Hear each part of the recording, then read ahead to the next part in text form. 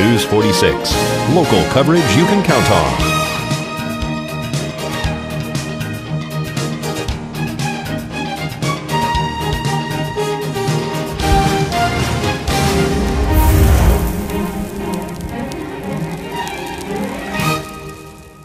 Put the green team to work for you. Greenspan Brokerage, member of the Greater Las Vegas Association of Realtors, specializing in resale homes, new homes, vacant land, foreclosures, and short sales for buying or selling. The Green Team, your Prompt Nevada real estate professionals. 775-751-6200 or go to www.marygreenspanbrokerage.com. Okay, go ahead. All right, well, welcome everybody. Thank you for coming. My name's Andy Matthews. I'm the president of the Nevada Policy Research Institute. And we're here today to make an important announcement regarding a new effort of our Center for Justice and Constitutional Litigation. CJCL, of course, is a public interest law organization that litigates when necessary in order to uphold the fundamental rights of individuals as set forth in the state and federal constitutions. And to make this announcement, I'd like to turn things over at this time to Joe Becker, who is the Chief Legal Officer and Director of CJCL. Joe? Thanks, Andy. I'd also like to welcome everyone here. It's good to see all of you. Some of you I recognize. Been in Nevada a little bit now. I guess I want to begin by saying we're delighted to come to the aid of this client. Our goal is to try and help people when government gets in the way of their liberties. That's, in a nutshell, our mission here. I think this is a very compelling story, and I think it's best told by the pastor of the church who's lived through it. So I will have a few more comments and I'll take questions when Mr. Fuentes is done, but let me turn it over to Victor. Come on.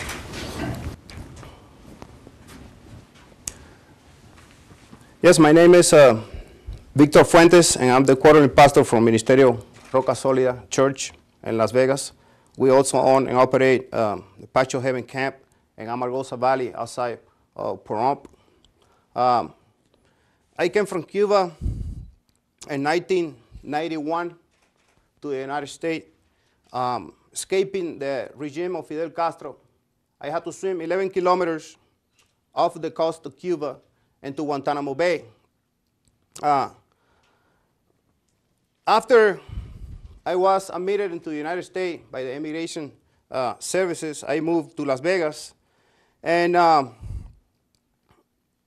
I was looking forward to bring my mother into the United States. She was sick in Cuba. She had multiple sclerosis.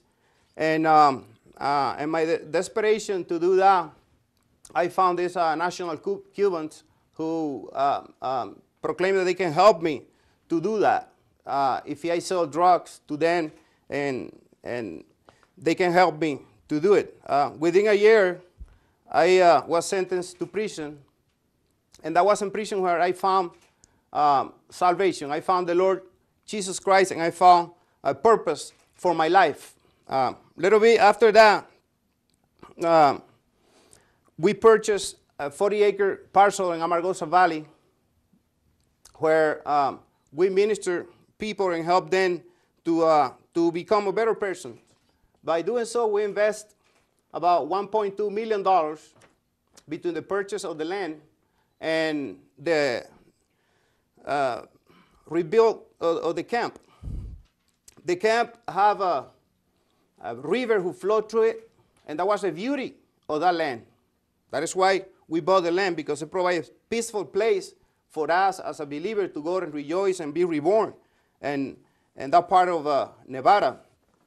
In 2010, the U.S. and Fish and Wildlife Service began to rerouting that river away from our property. And I had to let you know that that stream, that river, flowed through our property, according to the information we have, ever since the 1800s. And the camp, a little bit after that, in 2010, in December the 23rd, right before Christmas, that river overflowed the rerouting the Fish and Wildlife did, and flood our camp with mud and muddy waters, and severely damaged the camp, the buildings, and other property inside the camp. And I have to tell you that this was devastating for us. And to see all the work, the hard work that we have put into Patch of Heaven to rebuild, to create a place for the Christian community to come and relax, being devastated by the water and by the wrongful doing of Fish and Wildlife U.S. government. You know, when I came from Cuba, I came to the United States of America because I had that beautiful image of the United States in my mind. That it was a country of liberties, you know, a country where you can fulfill your dreams. But by seeing this wrongful action of the United States happen, that image is vanishing away from my mind. Right now, we have a country who is overrun by federal government, you know, and it's not different than the government that we have in Cuba. That is not the government that I expect to find here in the United States of America. I expect to find a government who allow you to help you to fulfill your dream, not to take what belongs to you. That is the same government that we have in Cuba. We are a modest church. We don't have too much money. The money that we have invested it in the camp and in people. We don't have the money to fight the government. That is why we are grateful to be represented by Joseph Becker and the Center for Justice. Thank you.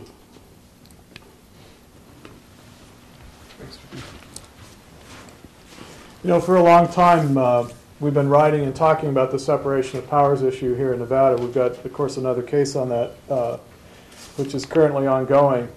One of the arguments that we make is that when you consolidate power, the legislative power, the judiciary power, and the executive power all in one central entity, you wind up with oppressive government. We think that U.S. Fish and Wildlife and other administrative agencies are a perfect example of why you don't want to concentrate power, those three different types of power, in one entity, as we've seen the results of what they can do. So I will take questions that you have at this point, and if you'll direct them to me. What was the purpose of rerouting the stream? We're not exactly sure. I mean, there's talk about preservation of some kind of fish, but you know, we believe that the idea is for there not to be any private landowners out there, and this was one of the ways of making that happen. Was there notification to the property owners? Advance notice? There were proposed plans that were put forth, none of which were exactly what ultimately happened. Doesn't state law control the water? Yes. Well, there are state law implications here, yes. So you're going to be making an argument under that they need to get permission from the state engineer? That's correct. They should have done that, and they should have done that fully disclosing what they were doing and whom it would affect. Did the property owner have a stake in the water rights from the streams that flowed through their property? The property owner owns the water rights. And so how could they do that without notifying them? I guess I go back to the separation of powers problem. I mean, they just did what they did. I mean, they claim that they have the right to do whatever they want with the water, as I understand it. That they being Fish and Wildlife. Where will this be filed and when? We're initially filing this week a claim with U.S. Fish and Wildlife for the negligence damages. We're still evaluating all the facts of this case and the other actions that may be available to us. So when you file a negligence action against the federal government, you have to give them a chance to pay before you file anything in court. Is the camp surrounded by BLM properties? Yes. Did the streams have names? And was there a formal names for these streams, or are they essentially unnamed waterways? There's 3 streams that they put into one ditch. One was Fairbanks, the other one was Longstreet, and I think Rogers. I'm not quite sure on the last one. Mm-hmm. So your claim is a claim of negligence? Our initial claim is a negligence claim against Fish and Wildlife because you can't, even if they own the water, they can't divert it in such a way and do it negligently such that it floods floods someone's private land. What was the extent of the damage to the roads and the property? The extent of the damages to my client were in excess of $85,000. And the roads going into the property as well. I actually went out when this happened and saw some of the footage or the streams actually took out roadways. Why was there not large enough canals there to handle that much water? I guess we'll have to get that from the people who negligently did the work. Have they repaired those roads going into the camp? Yeah, I don't know. My estimate of the damage is limited to the damage to my clients. I'm not sure of the amount of damages to the roads. Are you aware of how much U.S. Fish and Wildlife spent in taxpayer money to unsuccessfully divert these streams? That's something I guess we'll get in discovery, but I don't know that yet. Do we know, there was talk of these streams flowing where they used to flow back in the 1800s. Any evidence of previous flood activity? Is this property on a floodplain, and is there flood insurance? There is no flood insurance. There is no flood insurance in this case. We know the historical flow. I don't have a history of all the flooding, but they finished this work on December the 7th, and less than 3 weeks later, I guess at the first rain, it flooded. So, I'm sorry, back to the negligence claim, just to clarify, you have issue with the way that Fish and Wildlife did it rather than the fact that they did it? No, we have issues with a lot of things, but the initial claim that we're announcing today is negligence. I think there are other legal issues that we will sort through and explore our legal options. Negligence in terms of the way the work was done? Correct. Yeah, it's a Federal Tort Claim action. Can you tell us how this proceeded? I mean, was there interaction between your client and the people doing the work? You didn't get any notification per se, but ask them, what are you doing? Why are you doing this? What I believe is there were meetings held announcing different proposals that might be done. None of them were exactly followed, and it was none of them were exactly followed. It's not as though suddenly they were flooded. I mean, they were aware that Fish and Wildlife were taking these actions, but there didn't appear to be a way to stop them. Did the water dry up first? And was the camp essentially dried out before the flooding occurred? Yes, I mean, the streams were diverted, thus there's no longer water there. Then, of course, they got all their water back in a way that they didn't want it. Now, with this negligence claim, are you seeking, and I'm sorry if I'm asking you to repeat yourself, but are you initially just seeking the property damage claim, or are you also through this claim with the Fish and Wildlife Service asking for compensation, for essentially an unjust taking of the value of their property since they no longer have the water? We're not filing a takings claim yet, although that's something we're still evaluating. Just to be clear, they own surface water rights yes. For the property? Yes. And is that where their water comes from? Is that where they get their drinking water at the property? No, we have a well. You have a well. Mm-hmm. Baptismal waters, however, Yeah. we're taking. What is the effect on the operation of the camp?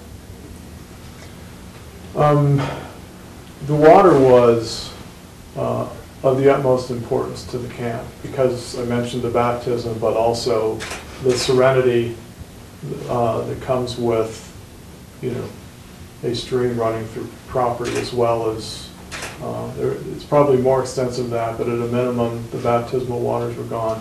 There's a pond that of course was dried up because the water was gone, and then I guess lastly, just the serenity of having a babbling brook, for lack of a better word, constantly running through the camp. What's been the interaction between your client and Fish and Wildlife Service since the flood occurred?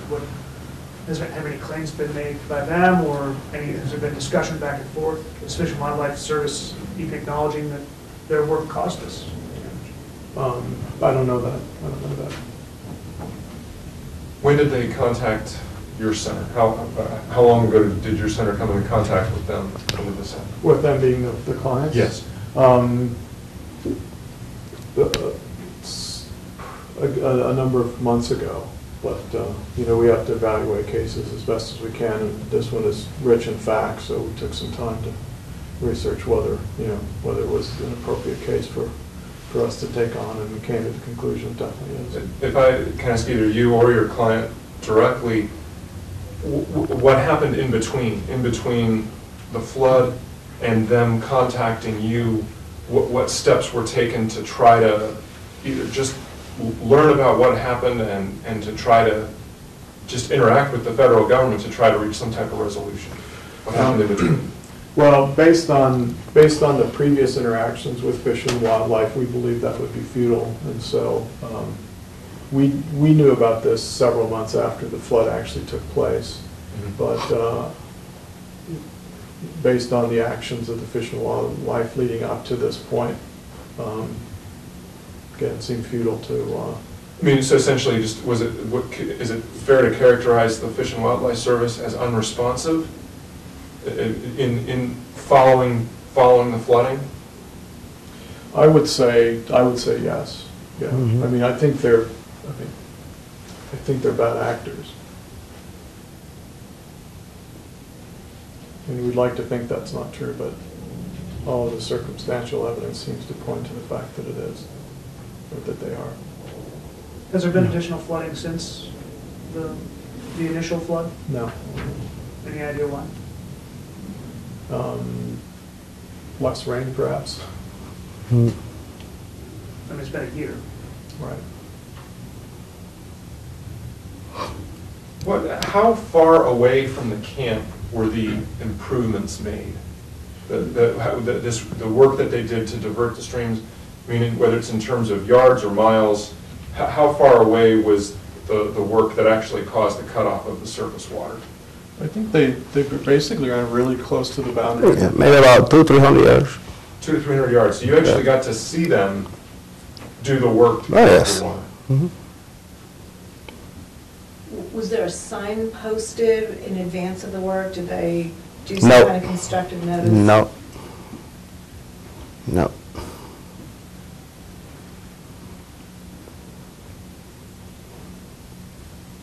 How long does it typically take to go through the process of filing a claim with a federal agency like that? I mean, what kind of timetable do you think you're looking at before you could expect a response and get a hearing?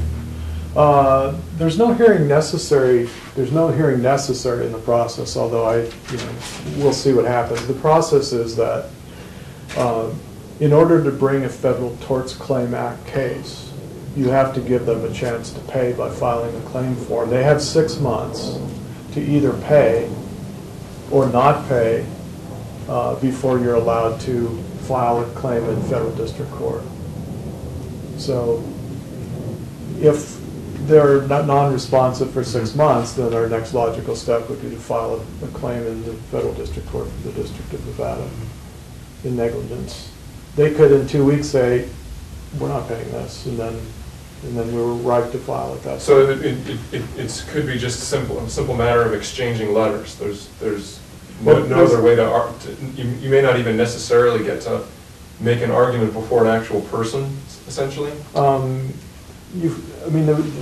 The protocol is you file this claim form, and they either pay it or they don't. If they pay it, then the negligence action is gone. If they don't, then it's live, and then it gets filed in federal court. And what's your experience in terms of, can you give an odds of success rate? I mean, how often does the federal government pay these claims? I don't know. Is it a claim for $85,000, like you mentioned, or more than 85. It's more than 85. It's at least $86,600 and some dollars. But it's just for actual damage. It's not, bad punitive damage. Correct. Right. I'm curious, given your background, having come here as a political refugee and having gone to prison, how did you happen to have the money to invest in this? Well, we, as a church, we have beautiful people who donate to us, throughout the community because they believe in what we are doing, and they are willing to donate the money to do this. And that's why we obtain the camp by donations. What denomination is the church? It's non-denominational. How many members do you have roughly? We have about 60 members. How many children and individuals visit the camp each year? It's hard to say, but the year before the flood, we was busy, every weekend throughout the years. After the flood, we barely have few people, because some of the people throughout the community, they thought the camp was washed away by the flood, so they don't even bother to call. And then we have lots of people going through it. I understand you have a full kitchen out there to feed these children, and children, how long can they stay at the camp when they come out?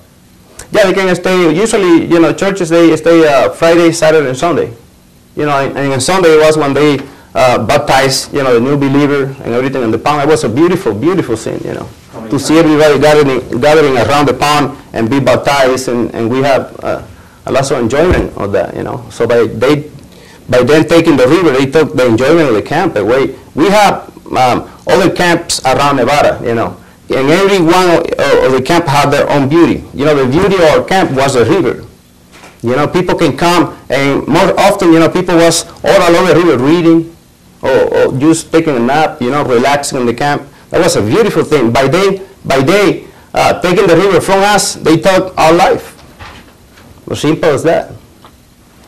Did your camp, did you charge? Did you collect any money? Was it either through actual billings or just through donations in kind from people when they would come on the weekend? Exactly. Yeah. With people, when they come on the weekend, they donate $45, for the weekend, and that is what we ask them, in order to keep the camp running, Does that $85,000 include loss of revenue, or is it just physical damage? Just physical damage. Are you anticipating some sort of a takings litigation even after this? We're certainly looking at it. At the risk of making you repeat yourself, just to be clear, the work that caused the water to dry up was the December 7th work. That's when the water stopped flowing to your property. And then a few weeks after that is when the flood came. Is that right? Right. This is December 7th of 2010. 10. Okay. Yeah, they completed the work on December 7th of 2010. Maybe that's correct. Did the water disappear before that? Yes, it did. Okay. So long before? Actually, the water was taken away in August. Oh, okay. So the streams dried up in August of 2010? Correct. Yes. Well, that's, Well, I mean, that's a miscarriage. They didn't dry up, right? But the streams on their Yes, property dried up. on their property. Because the water was diverted around it, right?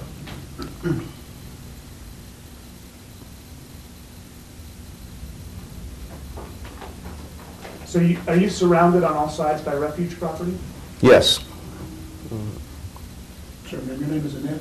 yes. You're welcome. How do you spell that, just like that? ANNETTE. Same last name? Yes. Yes.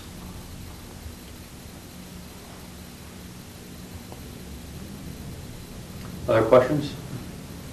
We're going to draft Joseph for lot one. Just, you may have said this before too, but the claim that you're going to file, when is that going to be done? It hasn't been done. This week. This week. Will you make a copy of that claim available? No. Okay. It has to be kept confidential with the government? It's not public. It has private information on it that doesn't. So we weren't going to make it. It's pretty standard. I mean, you can look at an SF Form 95 online and see what it looks like. I mean, it's a 2-page form. So. But you don't know whether the Fish and Wildlife Service is taking any responsibility for what happened? At this point, they haven't. Well, they haven't written any checks yet. But no claim has been filed either, right? Right. I mean, have they said, we didn't do this? Have they said anything at all? I don't know what their position is on that. You have to ask them. But this is the first step essentially in trying to take an action against them is you just can't talk to people. It's literally submit the form first and Right. then you go from there. Right. Okay.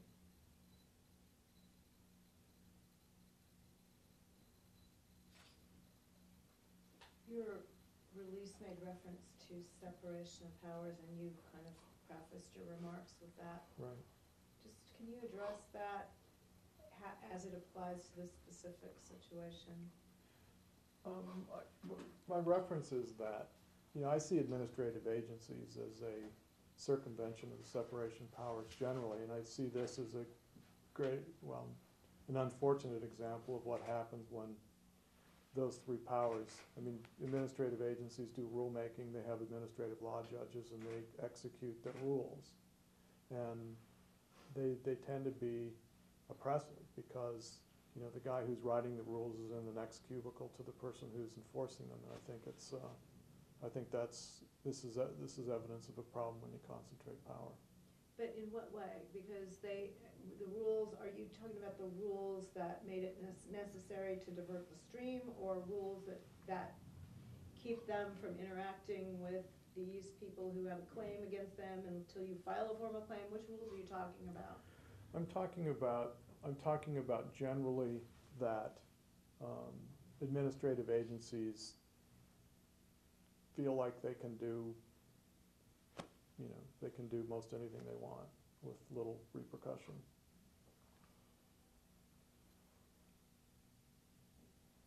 And this being an example of that. What was the Rangers' attitude towards you guys when you brought this to their attention? Did they care that your property being flooded? What did they say? Victor, do you want to answer that? Yes, we had the opportunity to talk to the ranger, and couple occasions he stopped us, and he told us that Fish and Wildlife, they're going to divert the water, and by doing that, they're going to flood us up.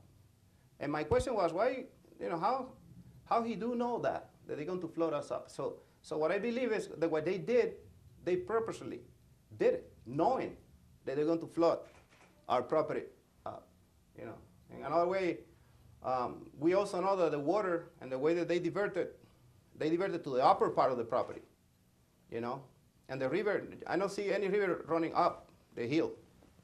River run down the hill. See, so they did it in the opposite way, meaning that the flood that has happened in 2010 going to continue happening every time that we have heavy rain. It continue happening. They told you at the time, they told you in advance that they were going to flood your property? One of the rangers bring that comment to us.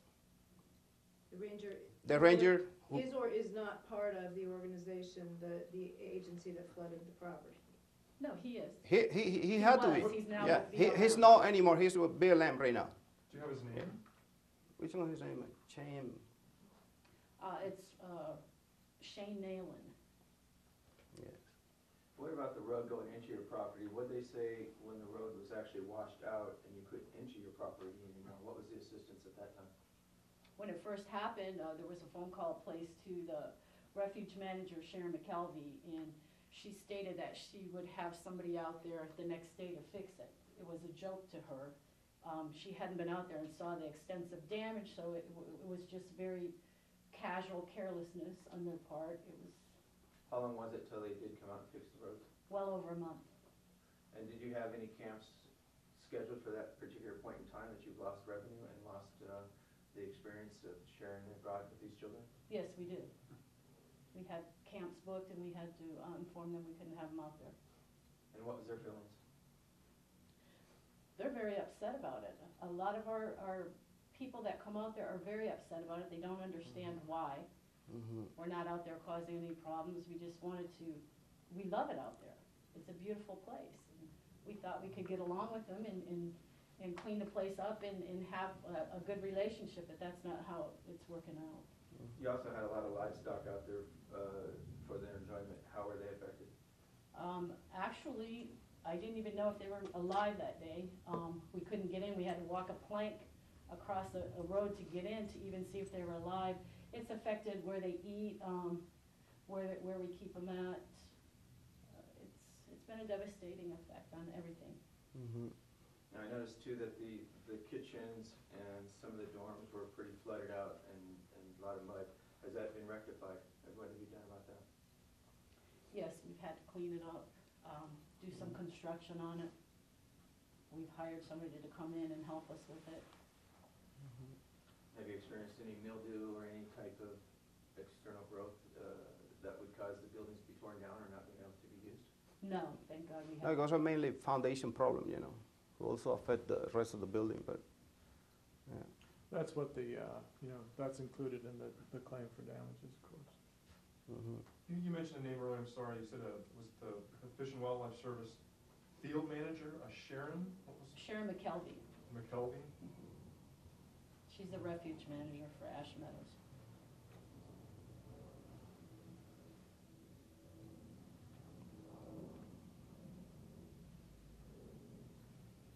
Any more questions? All right, thank you very much.